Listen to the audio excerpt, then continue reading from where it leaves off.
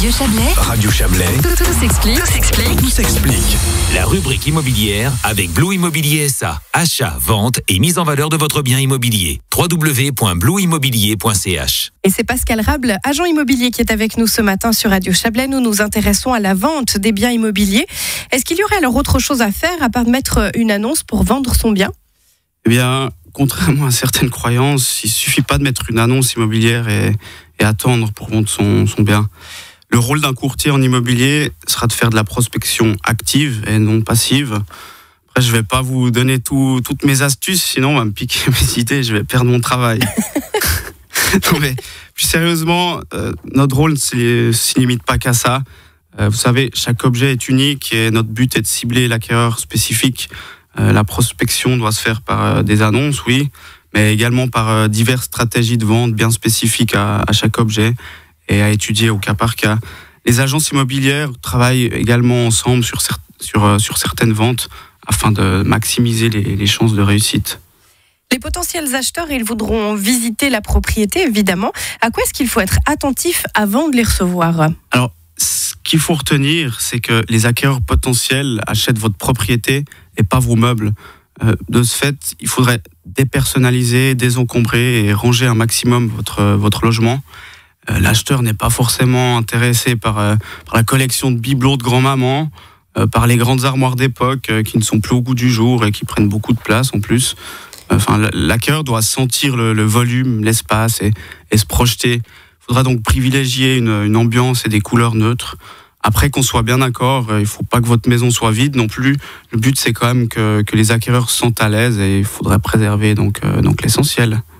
Et il y a des choses qui sont importantes à expliquer à la personne qui visite notre logement ?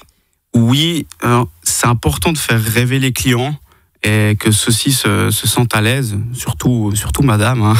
C'est souvent elle qui décide et qui doit avoir le coup de cœur. Oui, c'est vrai ça. Il faut qu'ils se sentent déjà comme chez eux.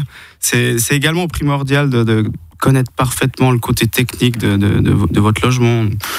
Quel est le fonds de rénovation de l'immeuble ? Quelles sont les charges de la PPE ou de la maison ? Les travaux qui ont été faits ? Pour quel montant ? Parce qu'il faut savoir que les travaux à plus-value, ça pourrait justifier un prix plus élevé. Est-ce qu'il y a des servitudes spéciales ? Quel est le type de chauffage ? Est-ce qu'il y a des travaux à faire prochainement ? Je dirais, anticiper les questions, c'est la meilleure manière de rassurer le client.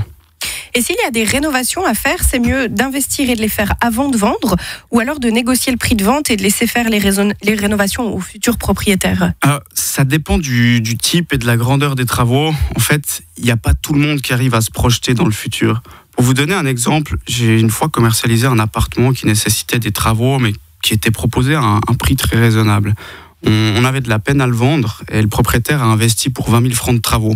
Une fois que ceux-ci ont été réalisés, l'appartement a été vendu pour 45 000 francs de plus, alors que le montant de travaux, finalement, n'était que de 20 000 francs.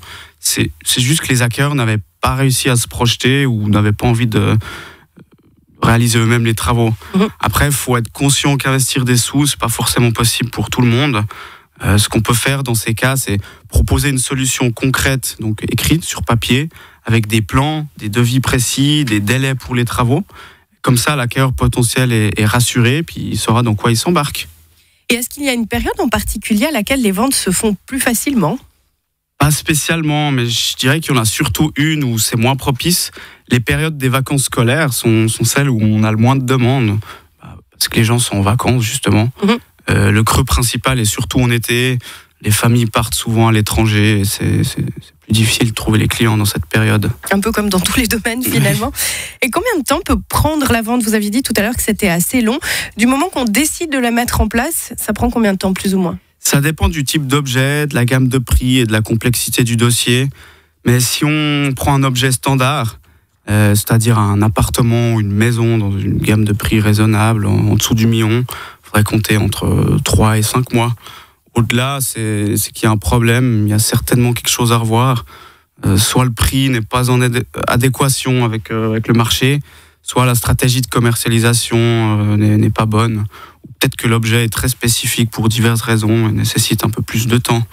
Après, bien sûr, s'il s'agit d'un terrain à bâtir, une vente sur plan, un immeuble de rendement, un local commercial ou un objet très spécifique, c'est différent et c'est au cas par cas.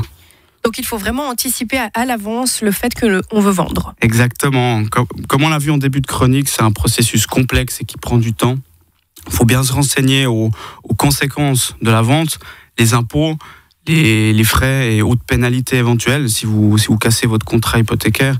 Mais je vous propose qu'on pourra y revenir dans la dernière partie d'émission. Oui, ce sera d'ici quelques instants. On va aborder aussi divers derniers points sur la vente d'un bien immobilier. À tout de suite.